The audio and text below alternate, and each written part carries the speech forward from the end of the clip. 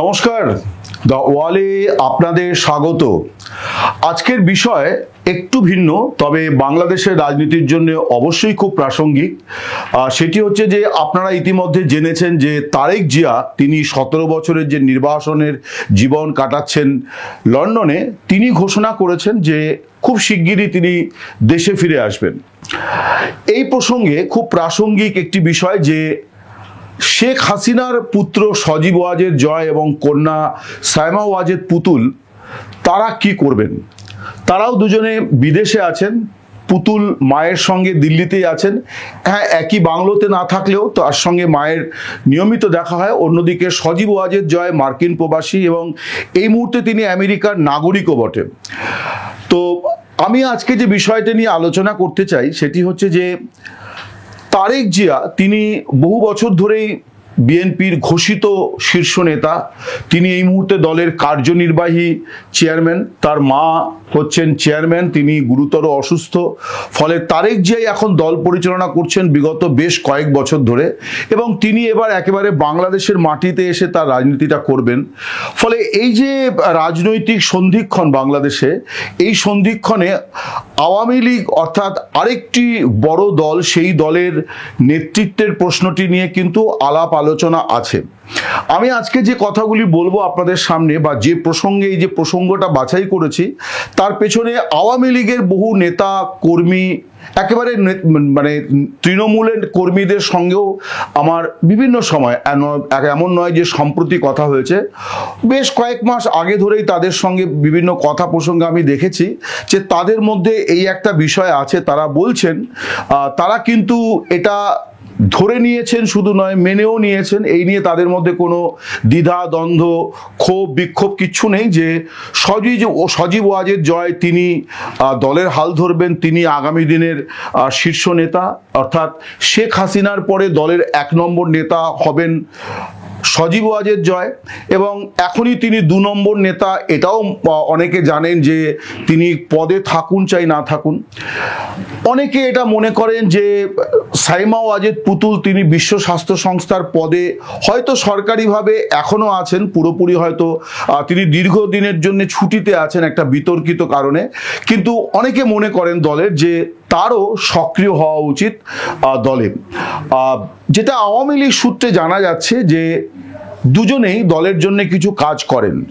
কাজটা বিশেষ করে সজীব ওয়াজেদ জয় তিনি আমেরিকায় বসে দলের আইটি সেল যেটাকে বলা হয় এবং সোশ্যাল মিডিয়া, এটা এখন খুব গুরুত্বপূর্ণ, কোনো সন্দেহ নেই। এই বিষয়টি তিনি শুধুমাত্র দেখাশুনো করেন। অন্যদিকে সাইমা ওয়াজেদ পুতুল তিনি মায়ের বেশ কিছু কাজ, অর্থাৎ শেখ হাসিনার ভাষণের স্ক্রিপ্ট তৈরি থেকে শুরু করে তার সঙ্গে কাদের দেখা সাক্ষাৎ হবে, কারা মানে দলের বিভিন্ন স্তরের বক্তব্য তিনি শুনে নিয়ে মাকে ব্রিফ করে দেন। এই ধরনের কিছু সাইড ওয়ার্ক তারা ভাই বোন তারা দুজনেই করছেন, কিন্তু অ্যাক্টিভলি রাজনীতি করা যেটাকে বলে সেইটা কিন্তু এখনো তাদের দেখা যাচ্ছে না। অর্থাৎ তারা যে একেবারে রাজনীতির ময়দানে, এখন কেউ বলতেই পারে যে তারা তো বিদেশে আছেন। হ্যাঁ, তারেক জিয়া তো বিদেশে থেকেই নেতা হলেন, 17 বছর বিদেশে থেকেই তিনি বাংলাদেশের বিএনপির নেতা হলেন। শুধু না, বাংলাদেশের রাজনীতিতে একটা গুরুত্বপূর্ণ ব্যক্তিত্ব হয়ে উঠলেন। এটাও কিন্তু তিনি লন্ডনে বসেই করেছেন। আওয়ামী লীগের বহু নেতা কর্মী তারা মনে করেন যে এই যে দুজন, এই দুজনেরও একটা সক্রিয়ভাবে দলের কাজকর্মের মধ্যে যুক্ত হওয়া দরকার। কিছু বয়স্ক নেতা তারা মনে করেন যে না, আওয়ামী লীগ কখনো এইভাবে তার নেতৃত্ব ঠিক করেনি, দলের কাউন্সিল হবে ডিসেম্বর মাসে।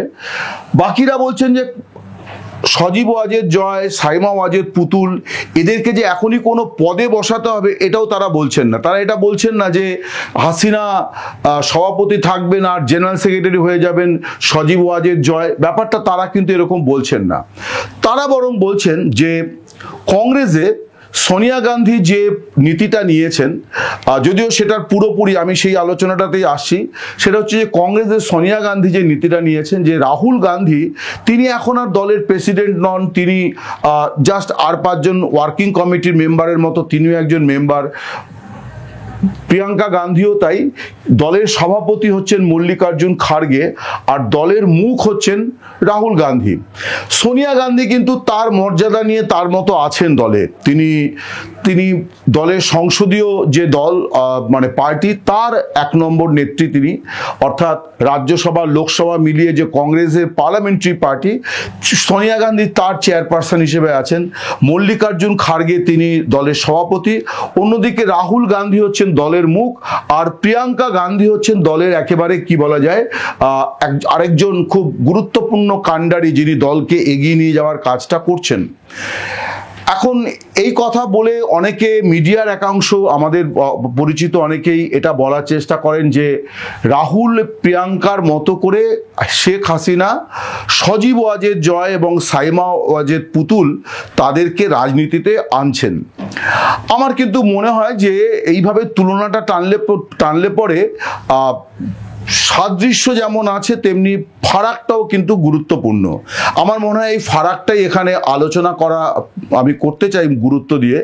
তার আগে একটু বলি যে এই যে পরিবার থেকে আসা, এই বিষয়টাকে আমি এত সহজভাবে এই জন্যে বলছি যে এই উপমহাদেশে পরিবারের, অর্থাৎ রাজনৈতিক দলে পরিবারতন্ত্র, এইটা নিয়ে অনেক রকম বিতর্ক থাকতে পারে। আমার ব্যক্তিগতভাবেও খানিক আপত্তি আছে আমার মনে হয়, কিন্তু আবার এটাও ঠিক যে এই উপমহাদেশের মানুষ কিন্তু এটাকে গ্রহণও করেছে। এবং পরিবার থেকে এসে কেউ যে বড় ধরনের ধাক্কা খেয়ে গেছে কোনো দল, যে পারিবারিক সূত্রে কাউকে নেতা করার ফলে ধাক্কা খেয়ে গেছে, এমনটা নয়। এবং এটা শুধু এটাও নয় যে এটা ভারতে কংগ্রেস বা বাংলাদেশে আওয়ামী লীগ এবং বিএনপি, ব্যাপারটা এরকম নয়, অন্যান্য দেশেও আছে। এবং পাকিস্তানের ক্ষেত্রে তো খুব গুরুত্বপূর্ণ, সেটা হচ্ছে যে 71-এর যুদ্ধে পাকিস্তানের পরাজয়ের পর জনতার কাঠগড়ায় তোলা হয়েছিল ইয়াহিয়া খান, যেমন তেমনি একই সঙ্গে জুলফিকার আলী ভুট্টো, তাকেও কিন্তু মানে কাঠগড়ায় তোলা হয়েছিল যে এই পরাজয়ের জন্যে। কিন্তু পরবর্তীকালে পাকিস্তান পিপলস পার্টি পাকিস্তানে একটা গুরুত্বপূর্ণ জায়গা দখল করে, এবং ভুট্টোর ফাঁসির পরে দেখা গিয়েছিল যে পাকিস্তান পিপলস পার্টিতে তার কন্যা বেনজির, তিনি দলের হাল ধরেছিলেন। কারণ ভুট্টোর পত্নী তিনি রাজনীতিতে আসেননি, মেয়ে বেনজির তিনি দলের হাল ধরেছিলেন, এবং তিনিও দলকে অনেক দূর এগিয়ে নিয়ে যান। বেনজির প্রাইম মিনিস্টার হন। তারপর তাকেও যখন উগ্রবাদীদের হাতে তিনি নিহত হন, তার কিছুদিন পরে তার তরুণ পুত্র বিলাওয়াল ভুট্টো, তিনি দলের হাল ধরেছেন। এই মুহূর্তে তিনি গুরুত্বপূর্ণ পদে আছেন, এবং বছর 2-3 আগে তিনি পাকিস্তানের বিদেশ মন্ত্রী ছিলেন, খুব গুরুত্বপূর্ণ পদে। তার তিনি খুব দক্ষতার সঙ্গে তার দায়িত্ব পালন করেছেন, এটাও ঘটনা। তো এইটা দেখা গিয়েছে যে রাজনৈতিক পরিবারের, বিশেষ করে এই যে গুরুত্বপূর্ণ পরিবারগুলি, যাদের রাষ্ট্রীয় নানান ইয়েতে সন্ধিক্ষণে যে পরিবারগুলি গুরুত্বপূর্ণ ভূমিকা পালন করেছে, তাদের পরিবারের সন্তানদের মধ্যেও একটা রাজনৈতিক মেধা তৈরি হয়, যোগ্যতা তৈরি হয়, এবং ফলে এইটা পরবর্তী সময় তো সেই স্রোত বইতে থাকে এবং মানুষ সেটাকে গ্রহণ করেছে। ফলে শেখ হাসিনার জায়গায় বা শেখ হাসিনার পরবর্তী নেতা আওয়ামী লীগে সজীব ওয়াজেদ জয় হবেন, সাইমা ওয়াজেদ পুতুল হবেন, এইগুলো নিয়ে কিন্তু কোনো বিবাদ বিতর্ক আওয়ামী লীগেও নেই, এমনকি বাংলাদেশের বিরোধী দলগুলোরও এটাকে ইস্যু করার কোনো অবকাশ নেই। কারণ খুব স্মুথলি বিএনপি চলছে। প্রতিষ্ঠাতা জিয়াউর রহমান, তিনি নিহত হওয়ার পরে তার স্ত্রী একেবারেই গৃহবধূ, ক্যান্টনমেন্টে বাস করতেন, সেখান থেকে এসে দলের হাল ধরে তিনি 3 বারের সাবেক প্রধানমন্ত্রী এবং বিএনপির দলটাকে অনেক গুরুত্বপূর্ণ জায়গায় দাঁড় করিয়েছেন। দলটাকে ভালো দাঁড় করিয়েছেন, সেটার সবচেয়ে বড় প্রমাণ হচ্ছে যে আওয়ামী লীগের এই যে 15-16 বছরে বিএনপিকে কিন্তু আওয়ামী লীগ কোনোভাবে ভাঙাতে পারেনি। যদিও এই সময় তাদের সর্বময় নেত্রী তিনি শয্যাশায়ী, অসুস্থ ছিলেন, কারাগারে ছিলেন, হাসপাতালে মাসের পর মাস ছিলেন, বাড়িতে শয্যাশায়ী ছিলেন, এবং দ্বিতীয় second in command Tarique Zia তিনি বিদেশে আছেন। তারপরেও কিন্তু বিএনপির মতন দল অটুট, সমর্থন বেশ অটুট। এখন তার মানে এই জিয়া পরিবারের মুখ চেয়েই কিন্তু বাংলাদেশে বিএনপির নেতা কর্মী সমর্থকেরা আছেন।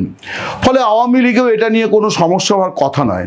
কিন্তু যেটা নিয়ে আলোচনা, যেটা নিয়ে অনেকে মনে করছেন যে এই যে রাহুল প্রিয়াঙ্কার সঙ্গেও তুলনা টানা হচ্ছে, বিষয়টা কিন্তু এরকম নয় যে একদিন হঠাৎ করে ঘোষণা করা হলো যে রাহুল দলের মুখ, প্রিয়াঙ্কা দলের মুখ, ব্যাপারটা কিন্তু এরকম নয়।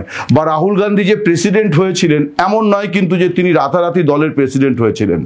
রাহুল গান্ধী তিনি নির্বাচনে প্রথম প্রতিদ্বন্দ্বিতা করেন 2004 সালে, প্রথম তিনি সাংসদ হন। কিন্তু এই যে সাংসদ তিনি হয়েছিলেন তারপর থেকে তিনি কিন্তু একেবারে সক্রিয়ভাবে মাঠে ময়দানে ঘাম ঝরানো নেতা যাকে বলে।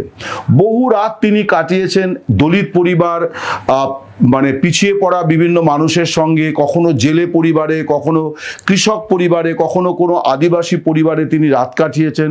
সাধারণ মানুষের জীবনকে বোঝার চেষ্টা করেছেন।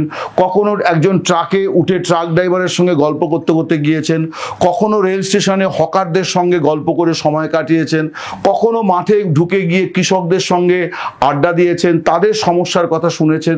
ফলে তিনি কিন্তু একটা মানে দেশটাকে বোঝা, দেশের মানুষের দুঃখ কষ্ট আনন্দ বেদনা এসব কিছুই তিনি বোঝার উপর চেষ্টা করেছেন। মাইলের পর মাইল পদযাত্রা করেছেন, মাইলের পর মাইল পদযাত্রা, মানে সাম্প্রতিক অতীতে গোটা বিশ্বের কোনো নজির নেই। এত বড় একটা দেশ ভারতবর্ষ, তার এক প্রান্ত থেকে আরেক প্রান্ত, সাম্প্রতিক অতীতে 2-3বার, এই তো গত মাসে তিনি বিহারেও খুব সাফল্যের সঙ্গে বড় পদযাত্রা করেছেন। তো এই যে কাজটা রাহুল গান্ধী করেছেন, তার মানে সোনিয়া গান্ধী কিন্তু রাহুল গান্ধীকে এনে ওপর থেকে বসিয়ে দেননি যে আমার পুত্র তিনি আগামী দিন থেকে দলের এই পদে বসবেন, ব্যাপারটা কিন্তু এরকম হয়নি।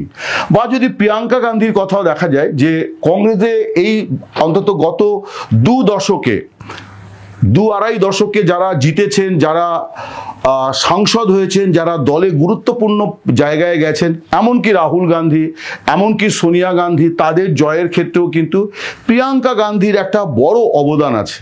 আমি একাধিকবার আমেথি, যেটা রাহুল গান্ধী রাজীব গান্ধীদের পুরনো কেন্দ্র, এবং রায়বেরেলি যেটা সোনিয়া গান্ধীর কেন্দ্র, এবং একটা সময় ইন্দিরা গান্ধী সেখান থেকে নির্বাচন করতেন, আমি দুটো জায়গাতেই বেশ কয়েকবার নির্বাচন কভার করেছি। দু জায়গাতে আমি দেখেছি যে প্রার্থী সোনিয়া গান্ধী, প্রার্থী রাহুল গান্ধী, কিন্তু মানুষ মানে জনজোয়ার বয়ে যাচ্ছে প্রিয়াঙ্কা গান্ধীকে সামনে রেখে, এবং মানুষ মনে হচ্ছে যেন যে প্রিয়াঙ্কাই প্রার্থী। এবং প্রিয়াঙ্কাও কিন্তু এই যে কাজগুলি, অর্থাৎ এই যে সভা সমাবেশ, তাকেও আমি দেখেছি যে নির্বাচনী কেন্দ্রে মাইলের পর মাইল হাঁটছেন, একের পর এক সভা করছেন, এবং তিনি ওখানে থেকে একেবারে গ্রাসরুট লেভেলের যে অঙ্কের রাজনীতি, যেটা অর্থাৎ ভোটের অঙ্কের যে রাজনীতি, সেগুলো পর্যন্ত তিনি কিন্তু করতেন। ফলে কংগ্রেসের রাহুল গান্ধী, প্রিয়াঙ্কা গান্ধী, এরা কংগ্রেসের আজকের নেতা, তারা মুখ। কিন্তু এটা কখনো বললে চলবে না যে রাজীব গান্ধীকে যেমন একটা সংকটময় মুহূর্তে ইন্দিরা গান্ধী পাইলট রাজীব গান্ধীকে এনে কংগ্রেসের জেনারেল সেক্রেটারি করে দিয়েছিলেন, এবং পরবর্তীকালে মায়ের মৃত্যুর পর তিনি প্রধানমন্ত্রী হয়েছিলেন। রাহুল গান্ধীর ক্ষেত্রে কিন্তু ব্যাপারটা মোটেই এরকম নয়। তিনি ঘাম ঝরিয়ে কংগ্রেসের নেতা হয়েছেন। প্রিয়াঙ্কা গান্ধী ঘাম ঝরিয়ে কংগ্রেসের নেত্রী হয়েছেন। প্রশ্ন হচ্ছে যে সজীব ওয়াজেদ জয় এবং সাইমা ওয়াজেদ পুতুল, তারা আগামী দিনে আওয়ামী লীগের মুখ, তারা আওয়ামী লীগের গুরুত্বপূর্ণ পদে তারা আসীন হবেন, এইটা আওয়ামী লীগের মানে বলা যায় যে খুব সাধারণ সমর্থক কর্মী সকলেই কিন্তু এটা জানেন। এটা নিয়ে দলের মধ্যে কোনো প্রশ্ন নেই। আমি অনেক দিন ধরে কথা বলি, আমি ভিডিওটা করছি, কোনো প্রশ্ন নেই তাদেরকে নিয়ে। কিন্তু সবার একটা প্রশ্ন আছে যে তারা কবে সক্রিয় হবেন, কেন তারা সক্রিয় হচ্ছেন না, এইটা কিন্তু প্রশ্ন আছে। তারা বলছেন যে এমন তো নয় যে ওবায়দুল কাদেরের জায়গায় সজীব ওয়াজেদ জয়কে কেন জেনারেল সেক্রেটারি করে দেওয়া হচ্ছে না, এই প্রশ্ন কিন্তু তারা তুলছেন না। তারা বলছেন যে কোনো পদে না থেকেও গুরুত্বপূর্ণ দায়িত্ব পালন করা যায়, এবং এই এক্সারসাইজটা যদি একটা প্রসেসের মধ্য দিয়ে যদি না আনা হয়, তাহলে আগামী দিনে তারাই বা খুব গুরুত্বপূর্ণ ভূমিকায় বা গুরুত্বপূর্ণ সন্ধিক্ষণে কি ভূমিকা পালন করতে পারবেন, এটা নিয়ে তো একটা সংশয় থেকেই যাচ্ছে। কারণ একটা সংকট তো চলছে, 5ই আগস্ট 2024-এর পর থেকে একটা সংকট তো চলছেই। শেখ হাসিনা দেশে নেই, দেশেও কিন্তু মানে হাসিনার পর একেবারে যে চেইন অফ কমান্ড, সেটার মধ্যেও নানান রকম গ্যাপ আছে। এই যে পরিস্থিতিটা তৈরি হয়েছে, এটা নিয়ে অনেকে, আমি একেবারে আওয়ামী লীগের সাধারণ নেতাকর্মী থেকে গুরুত্বপূর্ণ নেতা প্রত্যেকের মধ্যে থেকেই যে কথাটা শুনি যে এরা কবে সক্রিয় হবেন। এবং আমার এখন মনে হলো যে তারেক জিয়া তো তিনি তো আগামী দিনে তার ঘোষণা মতো যদি সব ঠিক চলে তাহলে খুব অচিরেই তিনি বাংলাদেশের মাঠে ময়দানেও তাকে দেখা যাবে, আর ভার্চুয়ালি নয়, তিনি একেবারে মাঠে ময়দানে দৌড়ঝাঁপ শুরু করবেন। এই সময় সজীব ওয়াজেদ জয়, সাইমা ওয়াজেদ পুতুল তাদের হয়তো বাংলাদেশের মাঠে ময়দানে গিয়ে হাজির হওয়ার সুযোগ এই মুহূর্তে নেই বলেই আমার মনে হয়, কারণ মায়ের মতো তাদের বিরুদ্ধে মামলা আছে এবং তাদেরকেও নানানভাবে নিপীড়ন, নির্যাতন, হেনস্থা করা হবে, এগুলো নিয়েও কোনো সংশয় নেই। কিন্তু অনেকেই বলছেন যে তারেক জিয়া যেভাবে লন্ডন থেকে সক্রিয় ছিলেন, সাইমা ওয়াজেদ পুতুল, সজীব ওয়াজেদ জয় তারা কেন সেই সক্রিয় ভূমিকাটা পালন করছেন না। এবং এই ব্যাপারে তারা দলনেত্রী হাসিনার উদ্দেশ্য তাদের প্রশ্ন যে তিনি তো সর্বময় নেত্রী আছেন, তিনি দলের সভাপতি থাকবেন, কিন্তু পাশাপাশি আগামী দিনে যারা দলে নেতৃত্ব দেবেন এবং যেটা পূর্ব নির্ধারিত এবং যেটা নেতাকর্মীরাই ঠিক করে রেখেছেন, হাসিনাকে নিজে মুখে বলতেও হচ্ছে না, কারণ আমি অনেকের সঙ্গে কথা বলেছি, তারা বলছেন যে এটা নিয়ে তো কোনো প্রশ্ন নেই। এবং এটাও তারা বলছেন যে আওয়ামী লীগের রাজনীতির সঙ্গে নানানভাবে সজীব ওয়াজেদ জয় প্রায় 25 বছর ধরে যুক্ত, কিন্তু তার প্রকাশ্য কোনো কার্যক্রম নেই। এখন নেতাকে তো মানুষ তো মানে নেতা তো মানুষের নেতা হবেন, ফলে মানুষের নেতা হতে গেলে যে রাজনৈতিক কার্যক্রম করা দরকার সেগুলো কিন্তু সজীব ওয়াজেদ জয় বা সাইমা ওয়াজেদ পুতুল কারোর ক্ষেত্রেই দেখা যাচ্ছে না। আমি শুরুতেই বলেছি যে দুজনেই কিছু কাজ করছেন, কিন্তু সেই কাজগুলো ঠিক সাধারণ মানুষের সঙ্গে কানেক্ট করে না। অর্থাৎ সামনের সারিতে এসে হাসিনা যেমন ভার্চুয়াল মাধ্যমে বক্তৃতা করছেন, বিভিন্ন গ্রুপে, হোয়াটসঅ্যাপ গ্রুপে আলাপ আলোচনা করছেন, কর্মীদের কথা শুনছেন, বা আওয়ামী লীগের ফেসবুকে দায়মুক্তি প্রোগ্রামে তিনি যেমন নিপীড়িত, নির্যাতিত নেতাকর্মীদের কথা শুনছেন, পাশাপাশি তার ছেলেমেয়েরাও যদি এইভাবে সক্রিয় হতেন, অনেকেরই এটা মত যে তারা যদি সক্রিয় হতেন তাহলেও কিন্তু অনেকটা মানে আরো দ্রুত আওয়ামী লীগ তার যে পুনর্জাগরণের কাজ, যেটা অনেকটা তারা সাকসেসফুল ইতিমধ্যে, এবং তার জন্যেও শেখ হাসিনার ভূমিকা, মুখ্যত শেখ হাসিনা একটা গুরুত্বপূর্ণ ভূমিকা পালন করছেন, কিন্তু তারা মনে করছেন যে আরো বেশি মনোবল শক্ত হতো যদি নেতৃত্বের জায়গাটাতে একেবারে স্পষ্টভাবে, যেভাবে তারেক জিয়া বিদেশে বসে রাজনীতি করে তিনি একজন রাজনৈতিক ব্যক্তিত্ব হয়ে উঠলেন, যদি সেইটা একই পদ্ধতির হুবহু একই না হলেও কিছু একটা